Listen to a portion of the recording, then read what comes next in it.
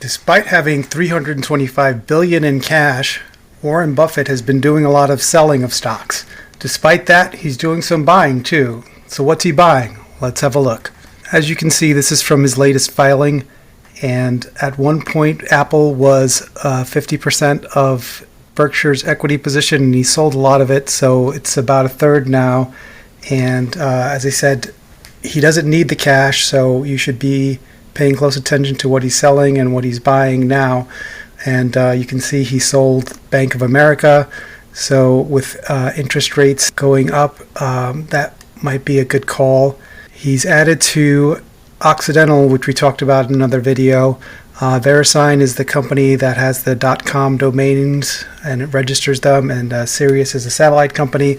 I won't go into those, but Constellation Brands, that's an alcohol thing. It might be doing well in a recession.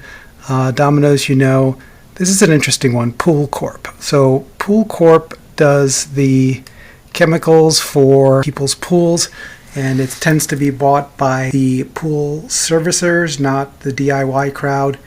And why is this interesting? So during the pandemic, a lot of people bought pools, and whether there is a recession or not, you still need to put the chemicals in your pool. So if you have a 4-car garage and you get into trouble, you sell your house, the next guy who buys it might have a 1 car or 2 cars. He doesn't need 4, but if you have a pool, it's something that you can't do without. You have to keep putting chemicals in the pool, otherwise something bad is going to happen. So let's take a look at Pool Corp and see if we can see what he saw.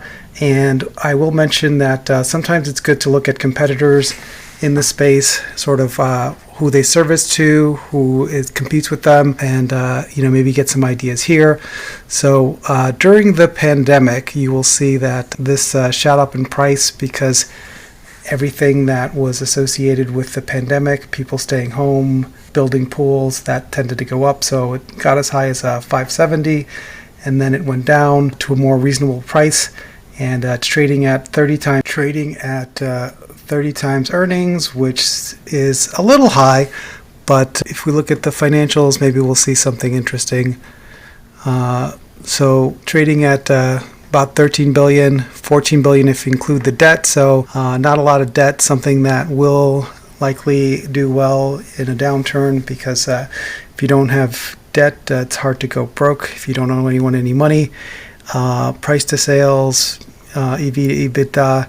So operating margin looks pretty good for somebody that supplies commercial chemicals. And this is really interesting. Return on equity is very high, 31%. So that might be what he sees in this. Something with no debt that could survive a downturn and a good return on equity. And this is something that has a unique space. So it's the largest provider of pool chemicals for people who have pool companies. So you have the DIY crowd, and then you have the people who service the higher end customers. If you hire somebody to do your pool, these guys supply the pool chemicals to those guys. So what else is similar in this space? This company called Leslie's, and again, this went public during the pandemic, and let's see if we can get it up here. I can't get the chart for some reason, but it was very high when it went public, and now it's trading at a more reasonable valuation. So during the pandemic, Pool Corp traded very highly. Companies that sold the Winnebagos, they traded highly. And this company was as high as $30 when it went public in 2020. And now you can get it for less than $1.50. This is for the DIY crowd, whereas Pool Corp does the people who have companies that service your pool. Leslie's, if you live in Florida or a place that has a lot of pools, you'll see these stores, and they tend to be for the DIY crowd. Financials don't look as good. So 285 million market cap, but 1.3 billion enterprise value. That means it has a lot of debt.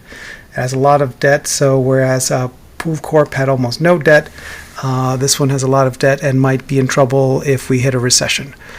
So might benefit a little because some of the people who have pools might cheap out and then buy their own supplies, and they might get a little bit of a tailwind from that. But they've got so much debt that they could be in danger. And return on assets very low. It's not profitable, so there's no return on equity. So this is another one to look at. And this one might do well if people buy more pools. So this is a company called Latham Group, and there's people who make the in-ground pools. They tend to be contractors that do one-off, and they design them however you like.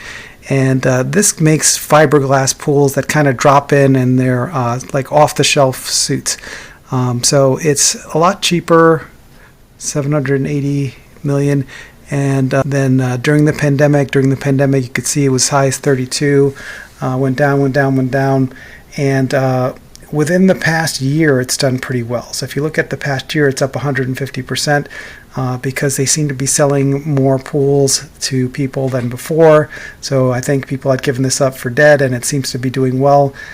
And if you can do well, then Leslie should do well because, as I said, these pools are not the custom built by companies in different shapes and sizes for whatever the customer wants. These are fiberglass pools. You drop them in, they're in ground, but they tend to be cheaper than the other pools. And so the type of customer who would buy this is the same customer who would go to Leslie's. So if this is doing well, then Leslie's might do well. So, low-end pools, and this is the company that services bargain-conscious customers. Leslie should do well, and Pool Corp should do well with the higher price set. Anyway, that's just some thoughts I had on this. Warren Buffett's latest buy, as I said, he's selling lots of things. He's got $325 billion cash pile, and so he has no need to sell. So you should look at what he's selling, because if he's not short on cash and he's selling, then it's probably a good idea to get out of it. And if he's raising tons of cash because he thinks maybe a market top is near, but he's still finding time to buy a few companies like Pool Corp, maybe that's a good place to look as well. Again, this isn't a recommendation to buy or sell. It's just my thought process when I look at this stuff. And there's a link in the description for Buy Me a Coffee if you want to support the channel. And I will do a couple more videos today on some other stocks like Michael Burry.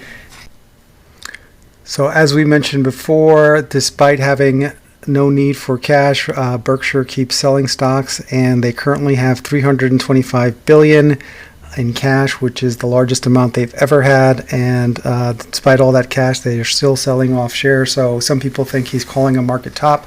I don't know, but you can look at the historical PE ratio of the S&P 500, and you can see it's pretty high. So the price to earnings ratio, if it was 22 over here, would take 22 years to earn back your money. It's 30 here, so it's very high. It's the highest it's been since May 2022. And yeah, so pretty high PE ratio, and it's sort of approaching the levels that you had during the 2000 market crash.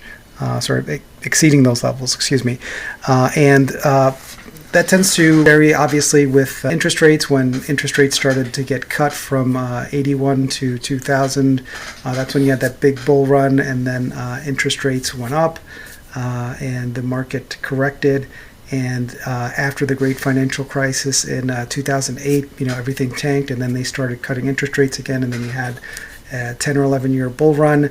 And then COVID happened, and we sort of had that correction. So for the current interest rates, the PE ratio is very high. If the Fed were to cut interest rates, who knows? Maybe this would seem more reasonable. But as far as it goes for the current interest rates, this PE ratio seems pretty high. And I'm not calling a top. I am not going to cash. I have my stuff invested, but fully invested, but the stuff I have invested in tends to be stuff with no debt and pretty conservative. So anyway, good luck.